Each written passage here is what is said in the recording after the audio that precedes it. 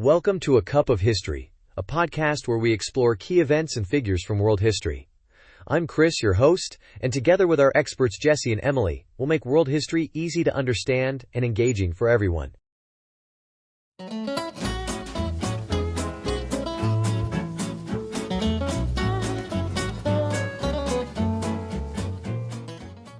Welcome back, everyone. Today, we're diving into the life of one of the most famous queens in English history, Elizabeth I. I know Jesse and Emily have some interesting details to share, so let's get started. Where do we begin? Well, let's go all the way back to 1533, when Elizabeth was born. She was born at Greenwich Palace, a grand place, and she was named after her grandmothers Elizabeth of York and Lady Elizabeth Howard. It's fascinating because right from the start, her life was a bit turbulent, don't you think, Jesse? Absolutely, Emily. Elizabeth's father, Henry VIII, was determined to have a male heir, and her mother, Anne Boleyn, didn't last long after Elizabeth's birth. In fact, Elizabeth was just 2 years old when her mother was executed. That must have left quite a mark on her childhood, wouldn't you say? Wow, that's tough. So she was practically raised without her mother? What happened to her then? Yes, exactly, Chris. After her mother's death, Elizabeth was declared illegitimate. Henry VIII remarried several times, but Elizabeth eventually was restored to the line of succession when she was around 10 years old, thanks to the Third Succession Act of 1543. Right, and despite all this drama, Elizabeth received an excellent education. She had some of the best tutors, learning several languages, including Latin, Greek, French, and Italian. By the time she was a teenager, she was translating classical works. She was incredibly smart, one of the best educated women of her time. That's impressive. So she wasn't just a figurehead, she was really prepared to take on the responsibilities, right? Exactly. Elizabeth was highly intelligent and pragmatic. But her path to the throne wasn't smooth. After her half-brother Edward VI died, there was some turmoil. Mary I, Elizabeth's Catholic half-sister, took the throne, and Elizabeth's life was again in danger. Yes, during Mary's reign, Elizabeth was imprisoned in the Tower of London for nearly a year because of suspicions that she supported Protestant rebels. It was a scary time for her, but she survived. That must have been terrifying. How did she manage to become queen after all of that? Mary died in 1558 without any children, and Elizabeth became queen at 25. Her reign was seen as a fresh start for England. She was known for her ability to rule with good counsel and diplomacy. Exactly. Elizabeth relied heavily on her advisors, particularly William Cecil, who became one of her most trusted figures. She took a middle road in governance, neither too extreme nor too lenient, which helped her navigate the tricky religious landscape of the time. Speaking of religion, wasn't there a lot of tension between Protestants and Catholics during her reign? Absolutely. Elizabeth's religious settlement in 1559 established the Church of England and made her its supreme governor. While she was Protestant, she allowed for some Catholic practices to remain. It was a careful balance because, at that time, religion and politics were deeply intertwined. That's right.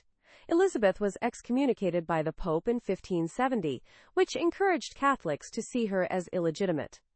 This led to several plots against her life, but her Secret Service, led by Sir Francis Walsingham, managed to stop them. She really had to watch her back. But what about her personal life? I've heard she never married. Why was that?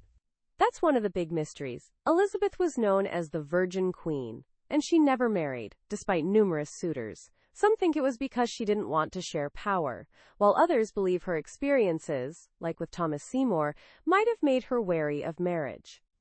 And there was definitely political pressure. If she married a foreign prince, it could have upset the balance of power. Marrying an English noble could have caused jealousy or rebellion. So in a way, remaining single was her best political move. That's smart. So instead of a husband, she was married to the throne? Exactly, Chris.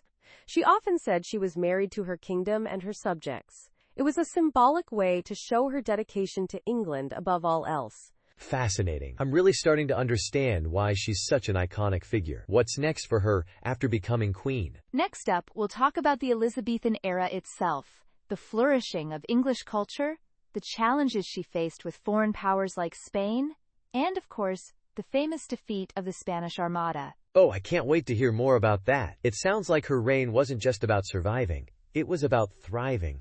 Exactly, Chris.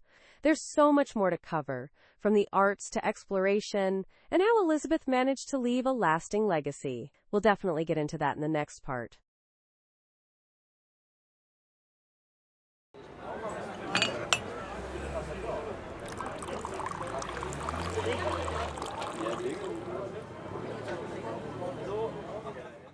So we've covered the early life of Elizabeth I and her rise to the throne. Now, what can you tell us about the next phase of her reign, Jessie? This next phase is where things get really exciting, Chris. Elizabeth's reign saw the birth of the Elizabethan era, a golden age of English culture, exploration, and drama. Think Shakespeare, Francis Drake, and the defeat of the Spanish Armada.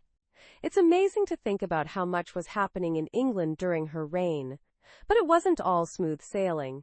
She had to deal with some serious challenges from abroad, especially from Spain and France, and at home there were always religious tensions brewing. Right, the religious stuff. Wasn't that a huge issue during her reign? Absolutely, Chris.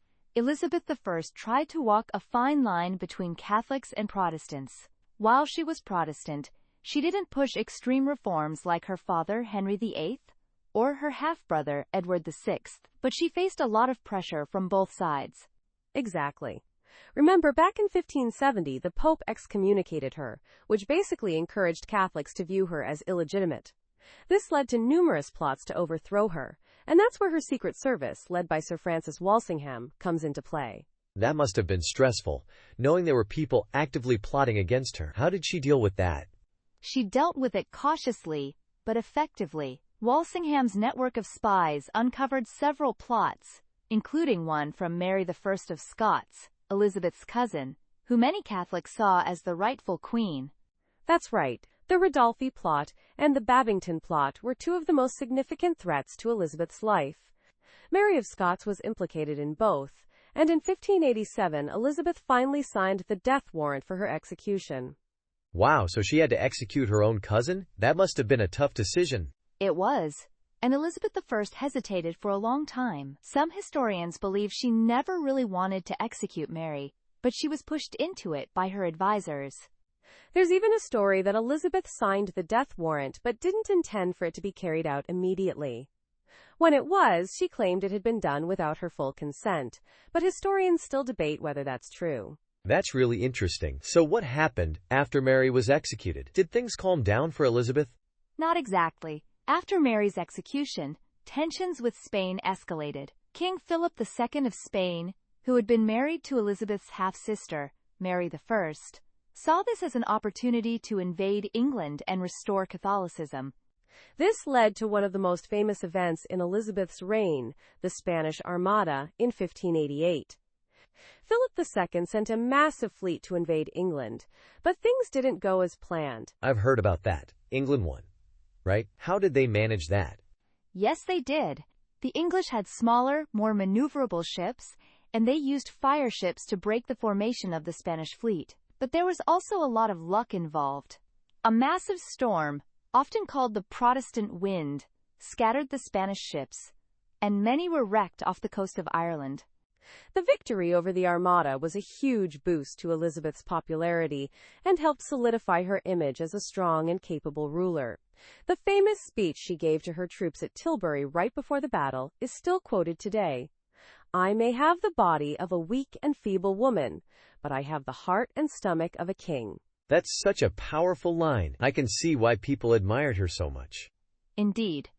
But even after the Armada, the war with Spain dragged on for years, and it was expensive. By the end of her reign, England was facing financial difficulties, and Elizabeth's popularity began to decline. Yes, especially in the 1590s, with issues like bad harvests, inflation, and unrest in Ireland. But overall, Elizabeth I's reign was seen as a period of relative stability after the chaos of her predecessors. So even though she had her struggles, she left a lasting legacy, right? Absolutely. Elizabeth I is remembered not just for surviving but for thriving. She turned England into a major player on the world stage, especially through exploration and the cultural achievements of the Elizabethan era. And of course, we can't forget the arts. Shakespeare, Marlowe, and the rise of English theater all happened under her reign.